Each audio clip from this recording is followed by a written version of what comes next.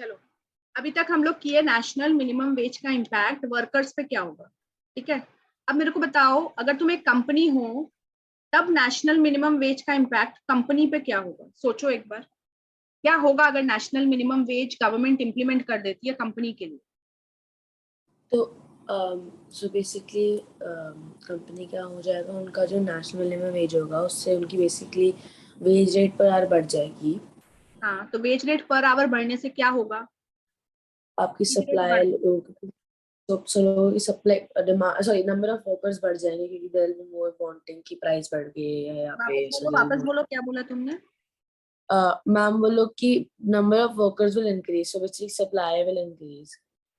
नहीं नहीं, उनकी वेज बढ़ गई। मान लो पहले वो एक वर्कर को 200 रुपए दे रहे थे, अब गवर्नमेंट ने ओके, बोला कि तुम्हें 300 देने पड़ेंगे। हाँ तो ये क्या बढ़ गया? क्या क्या बढ़ गया? उन कंपनी का क्या चीज इंक्रीज हो गया? पहले वो वर्कर को, एक वर्कर को 200 दे रहे थे, अब उनको एक वर्कर को 300 देना पड़ेगा, तो क्या बढ़ गया? वेज वेज वेज बढ़ कॉस्ट। गया, कॉस्ट, उनकी कॉस्ट बढ़ गई, है ना। तो देखो इस स्लाइड में पूरा ये नेशनल मिनिमम वेज की फर्म्स प्रॉफिटेबिलिटी पे क्या इम्पैक्ट होता है। अगर एग्जाम में भी ये क्वेश्चन आए कि how will a national minimum veg impact the firms profitability, तुम्हें पूरा ये साइकिल समझाना पड़ेगा। ये तुम्हारा पास्ट ईयर में एक क्वेश्चन आ चुका है। Explain the relationship between national minimum veg and firms profitability, ठीक है।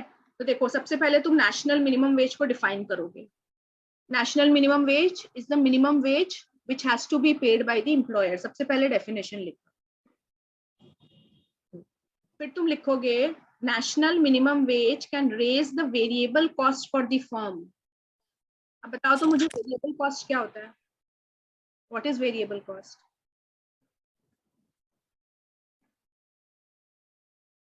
दो टाइप के कॉस्ट होते हैं, फिक्स्ड और वेरिएबल। ये आगे के चैप्टर में डिटेल्स में पढ़ेंगे, लेकिन हाँ, तुम्हें आइडिया है फिक्स्ड और वेरिएबल कॉस्ट क्या होता है? कॉस्ट होते हैं जो बहुत वो होते रहते हैं, लाइक जो आर्ली वेज कॉस्ट होता है वो कभी भी चेंज होते रहता है, तो सो वो कभी कौन सा कॉस्ट 180 हुआ तुम्हारे हिसाब से? वेरिएबल। वो वेरिएबल हुआ। तो फिक्स क्या होता है? फिक्स 180 है तो 180 ही रहेगा।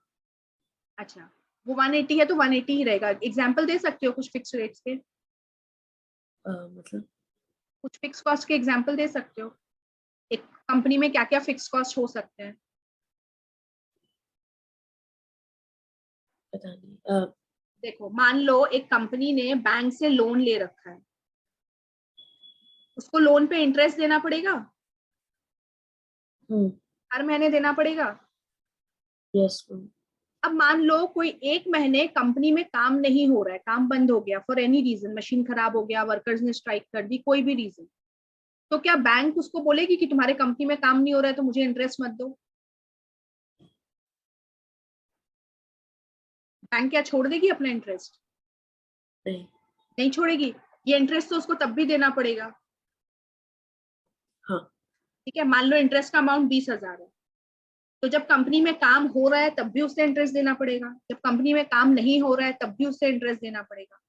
अब मान लो किसी महीने कंपनी की प्रॉफिट हो गई, हमेशा हर महीने होती है, मान लो 70,000, इस महीने उसकी प्रॉफिट हो गई 1.5 लाख, तो क्या बैंक उसको बोलेगी तुम्हारी प्रॉफिट ज्यादा हुई है, मुझे इंटरेस्ट ज्यादा दो? नहीं, वो तो 20,000 ही लेगी। इंटरेस्ट फिक्स्ड होगा। इंटरेस्ट फिक्स्ड है। वो कॉस्ट जो आउटपुट के साथ या प्रॉफिट के साथ चेंज नहीं होते उन्हें बोलते हैं फिक्स कॉस्ट। लेकिन वेरिएबल कॉस्ट, मान लो जिस महीने कंपनी में स्ट्राइक हुई, वर्कर्स ने स्ट्राइक कर दिया, तो उस महीने क्या तुम्हारा रॉ मटेरियल का कॉस्ट लगेगा? रॉ मटेरियल वो सामान हो गए जो मटेरियल हो गए जो सामान बनाने में लगते हैं, हम क्या उसका लगेगा। कॉस्ट लगेगा? हाँ। कैसे लगेगा? फैक्ट्री में तो स्ट्राइक है, काम ही नहीं हो रही।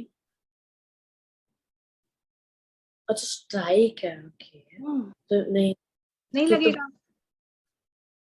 तो क्या हुआ, जब इट्स फैक्ट्री लाइक में काम नहीं हो रहा तो वेरिएबल कॉस्ट भी नहीं लग रहा है। इलेक्ट्रिसिटी, फैक्ट्री में इलेक्ट्रिसिटी चालू ही नहीं है बिकॉज वर्कर्स ने स्ट्राइक कर रखा है, तो क्या इलेक्ट्रिसिटी बिल आएगा? नहीं, नहीं, तो वो वेरिएबल कॉस्ट हो गया। इलेक्ट्रिसिटी होगा ही नहीं। इलेक्ट्रिसिटी हो गई, मशीन्स नहीं चल रहे हैं, मशीन्स बंद पड़े हैं, जो भी लाइटिंग वाइटिंग है वो सब बंद पड़े हैं, तो वो क्या हो गया, वो वेरिएबल कॉस्ट हो गया।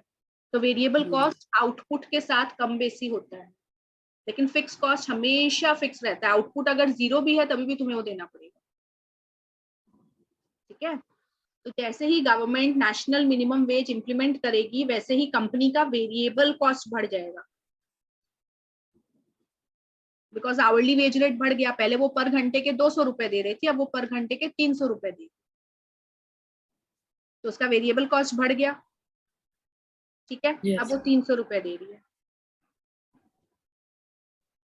अब मान लो लेबर प्रोडक्टिविटी सेम है। लेबर प्रोडक्टिविटी क्या होती है, जितना वो काम करेगा कितना प्रोडक्टिवली क्या वो काम प्रोड्यूस करेगा। करता है पर आवर, पर आवर, या फिर हम देखते हैं उसको इस तरीके से, पर आवर ही देख लो। अभी तुम मान लो पहले एक लेबर, ये याद रखना कि पहले वेज 200 था, अभी 300 हो गया। ठीक है, वेज पे ये चेंज हुआ। अब तुम ये देखो, पहले एक लेबर एक घंटे में मे बी 5 डॉल्स बनाता था, और अभी भी नेशनल मिनिमम वेज लगने के बाद भी वो एक घंटे में 5 ही डॉल बनाता है। yes, ma'am. तो पहले पर डॉल कितना लेबर कॉस्ट आता था, मान लो 150। हाँ मान लो कैसे 150, 200 था ना वेज, अच्छा वो 200 और 200 मैंने देखा नहीं था। तो कितना हुआ पर डॉल कितना हुआ, 40। 200 divided by 5 which is equal to 40। और अभी कितना हो गया, अब उसको कितना वेज देना पड़ रहा है, 300 डिवाइडेड बाय 60 पर 5, डॉल। 60। तो देखो डॉल की कॉस्टिंग क्या हुई, डॉल की कॉस्टिंग बढ़ गई। डॉल की कॉस्टिंग बढ़ गई। ठीक है, यहाँ पे अब इसको कंसाइज कर लेते हैं कि पहले कंपनी के डॉल की कॉस्टिंग 40 आ रही थी और अब 60 आ रही है, और ये क्यों हुआ, बिकॉज गवर्नमेंट ने नेशनल मिनिमम वेज लगा दिया। yes, ma'am. ठीक है, अब कंपनी मान लो पहले डॉल मार्केट में बेचती थी 50 रुपए में, तो क्या अब भी 50 रुपए में बेचेगी, नहीं, क्योंकि उसकी कॉस्ट ही 60 रुपए है। तो अब बढ़ जाएगी।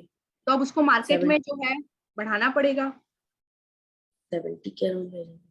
वो। लेकिन अगर मान लो वो सीधा 50 से करेगा दाम 70 रुपया, तो क्या तुम डॉल खरीदोगे, नहीं। ना पहले तो 50 में मिल रहा था, अब 70 में मिल रहा है। हाँ तो हो सकता है कंपनी क्या करेगी, डॉल का दाम हो सकता है खाली 62 ही कर पाए या 63 कर पाए, उससे ज्यादा तो कोई देगा ही नहीं डॉल का। यस।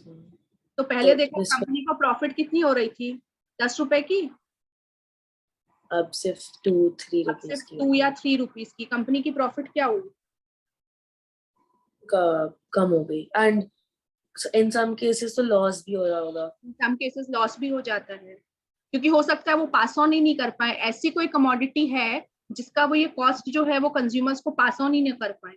अब मान लो ये नेशनल मिनिमम वेज जो है वो ब्रेड के वर्कर्स पे लगी है, तो ब्रेड तो एक नेसेसिटी है, वही मैं अभी वही पूछने वाला था। हाँ वो पास कर सकते हैं ब्रेड का कॉस्ट, बिकॉज ब्रेड तो इंसान खाएगा ही। यस। ब्रेड पे हो सकता है कंपनी पहले 50 रुपए ले रही थी, तो अब वो बोलेगी नहीं नहीं मैं 65 लूंगा। मालूम है ब्रेड सब बट खरीद, ब्रेड सब मान लो खरीदते हैं। चॉकलेट्स है, तो पहले जो इंसान 50 रुपीज में चॉकलेट खरीद रहा था, अब वो 65 या 70 देके तो नहीं खरीदेगा। चॉकलेट तो ऐसी नहीं कोई वो नेसेसिटी नहीं है ना। नहीं, तो कंपनी की क्या होगी, प्रॉफिटेबिलिटी कम हो जाती है नेशनल मिनिमम वेज लगने से। जब अगर इस yes, टाइप का सम तुम्हारे आए ना, तो बेस्ट है न्यूमेरिकल एग्जांपल लेके समझा दो जैसे मैंने समझाया, और फिर ये पूरा चेन समझा दो फ्लो चार्ट की तरह। और इतना लास्ट में बड़ा ये पॉइंट, हाँ इजी है बेटा बहुत, लास्ट में ये लाइन जरूर लिख दो, the effect on the profit depends on whether a firm passes on the higher cost to the consumers. अगर मान लो यहाँ पे ये पूरा का पूरा बोलता है कि नहीं हम तो अब 70 रुपया ही लेंगे, तो इसकी तो प्रॉफिटेबिलिटी पे कोई खास फर्क नहीं पड़ा ना, इसने पूरा yes, का पूरा कंज्यूमर को पास ऑन कर दिया। लेकिन इस केस में क्योंकि चॉकलेट है वो पूरा का पूरा नहीं पास कर सकता, वो मे बी 3 रुपए ही पास करेगा। क्यों, क्योंकि चॉकलेट की डिमांड क्या है, उतनी ज्यादा इलास्टिक नहीं है, थोड़ी सी इन इलास्टिक डिमांड है। तो इलास्टिसिटी ऑफ डिमांड पे भी डिपेंड करता है कि कंपनी कितना कॉस्ट पास ऑन करेगा। Yes, ma'am. और उसके ऊपर उसकी प्रॉफिटेबिलिटी डिपेंड करती है। ठीक है, तो ये एग्जाम आएगा, ये वाला क्वेश्चन अगर आता है तो तुम क्या करोगे, अज्यूम पहले करोगे कि पहले वेज 200 था या कोई भी अमाउंट था, एक्स अमाउंट, अभी वेज बढ़ के 300 हो गया है। ये हो गया, पहले वर्कर 1 घंटे में $5 बनाता था और अभी भी 1 घंटे में $5 बनाता है। then बोलो तो। price of one will increase from 40, हाँ, say कॉस्ट, प्राइस 60. नहीं, कॉस्ट, कॉस्ट। Cost of $1 40 से 60 हो जाता है. हाँ, And say they were selling $1 at cost of 50 at before. Now they have to sell it at now if they try to sell it at 70, demand they'll will not fall. make a profit because demand will fall because it is not elastic. Because may be And हमें नहीं पता यहाँ पे product क्या है, तो तुम बोलो it depends upon the elasticity of the product. it depends on the elasticity. If it is a necessity, then we can increase the price. We can sell it at the same time, pass on the cost. If it is not, then we can only make a small profit. Then we'll have to pass on a very little amount and hence we will make very small profit. So the effect whenever of NMW profit, is implemented, profit is hit. Profit. the profit effects depend on the elasticity of the product. बस हो गया। Economics कहाँ hard है, इतना ही तो लिखना है। नहीं, तुमने कहा नहीं, बट थोड़ा सा पढ़ लो, इकोनॉमिक्स तो बिल्कुल हार्ड नहीं है। ठीक है, ये कॉन्सेप्ट क्लियर हो गया। ये तुम्हारे पास्ट ईयर का क्वेश्चन है, इसको इंपॉर्टेंट मार्क कर लो।